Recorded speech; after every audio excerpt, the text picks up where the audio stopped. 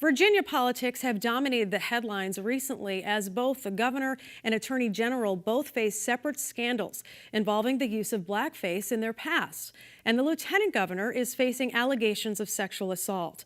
With top leadership in the state in turmoil, I sat down with Lawrence Douglas, professor of law, jurisprudence, and social thought at Amherst College, for his insight and analysis. It's a mess. So there are three people in trouble.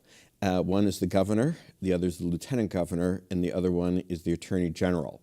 And in the case of the governor, this is Governor Northam, and in the case of the attorney general, this is Attorney General Herring, they both engaged in acts of blackfacing earlier in their lives. And in the case of the lieutenant governor, this is Lieutenant Governor Fairfax, he is now accused of having engaged in sexual assault. And I guess two women have brought allegations of sexual assault against him. And certainly in the case of the governor and the attorney general, these are not allegations of them engaging in blackfacing. That has been, they've actually both readily acknowledged that they did that. Now, even before this came up with the governor, as far as racist photos, he was already in hot water with comments he made about late-term abortion prior to this story breaking. He has said he won't resign, but many people on both sides of the aisle have been calling for him to resign. What do you think? Well, it's interesting. Within Virginia itself, I guess there have been polls conducted to see about whether the people of Virginia believe that he should resign. And within the African-American community, he actually enjoys pretty solid support. I think about 58% of the African-Americans in Virginia support him staying on as governor. And perhaps, not coincidentally, it becomes the majority of Republicans in Virginia who want to see him resigning. So I do think there's a bit of partisan politics going on, though certainly it is the case that Democratic leaders within Virginia themselves have also called for his resignation. Right, because how do you move forward from that? Surely they're embarrassed by it. I mean, how do you recover?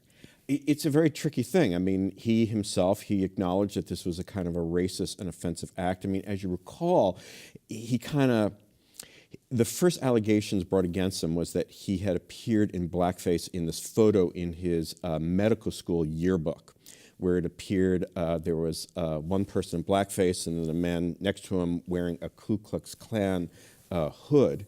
And at first he believed he was one of the two in that photograph. Then he walked that back and said, no, that wasn't me. Categorically wasn't me. But I did dress up as Michael Jackson in blackface at some other party in the same year that photograph was taken. So he kind of walked it back at the same time he didn't walk it back.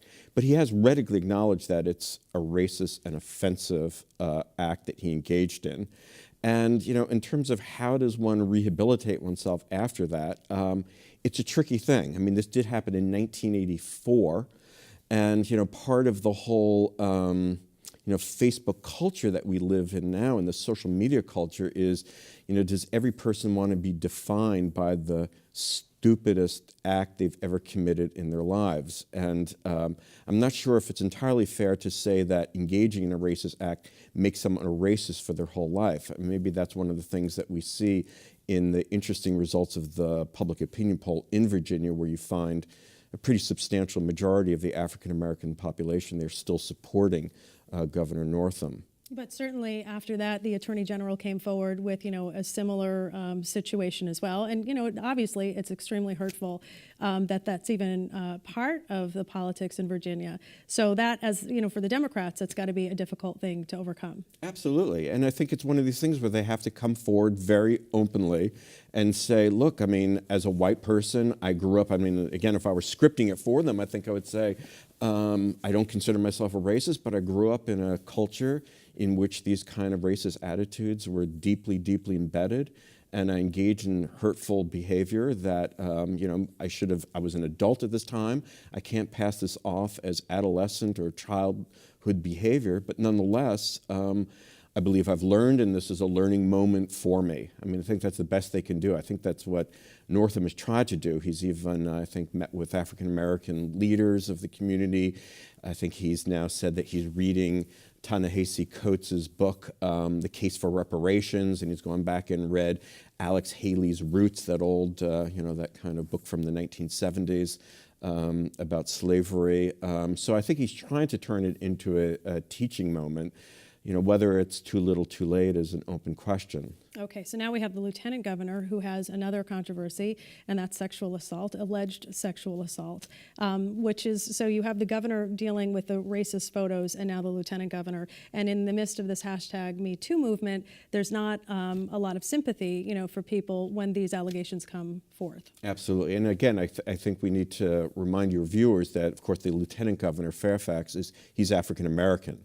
And so you have this kind of curious situation where you have a white governor and a white attorney general possibly surviving these racist incidents, and you have an African-American lieutenant governor looking actually at this stage more vulnerable because it does look like these allegations of sexual assault are quite serious. At the same time, we need to emphasize that they are allegations. Right.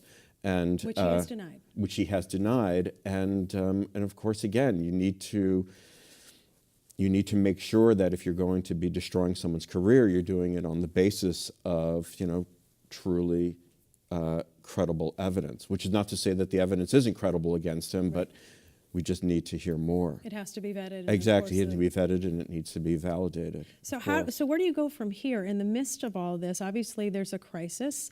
People are wondering, well, what happens if, you know, one of them resigns? What happens if all three of them resign? Although it doesn't really look like that's the likely scenario. If all three resign, it looks like a Republican would come in as governor, which certainly doesn't make you know, the political situation down there very happy for the Democrats. So this really, as moving forward, it's sort of a wait and see situation. It's certainly a complicated situation, and again, it's not coincidental that you find Republicans calling for the resignation of all three. Because although of Democrats are as well. well. No, exactly. You know, don't get me wrong. Of course, Democrats have called for it as well. But there is, of course, this element of partisan politics always kind of rearing its head. Since the Republicans, as you point out, would stand to be the principal beneficiaries of the resignation of all three.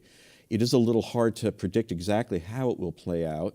It does seem to be the case that the governor is quite steadfast in his insistence that he will not resign, likewise the attorney general.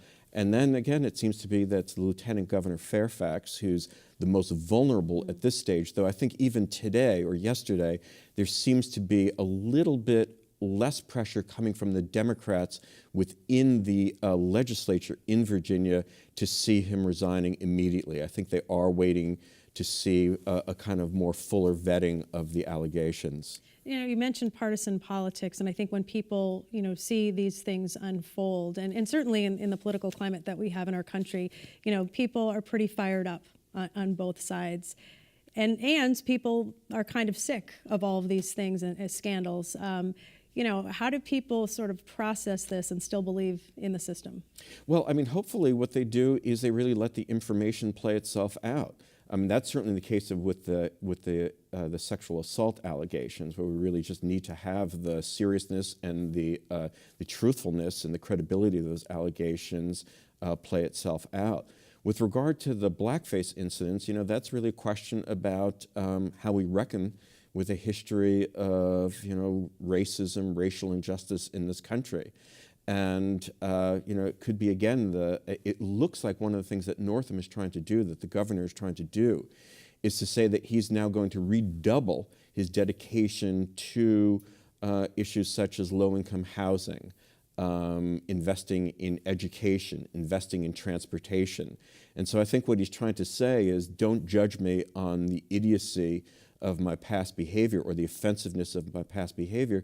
Judge me on the kind of record that I'm able to establish as a public servant. Right, but critics might say he's doing that because he got caught. Well, it's certainly true. But maybe, again, that's what we, you know, if it's unfortunate that that's how a more progressive politics has to develop, but maybe it is the, you know, the silver lining of an otherwise kind of pretty unfortunate incident.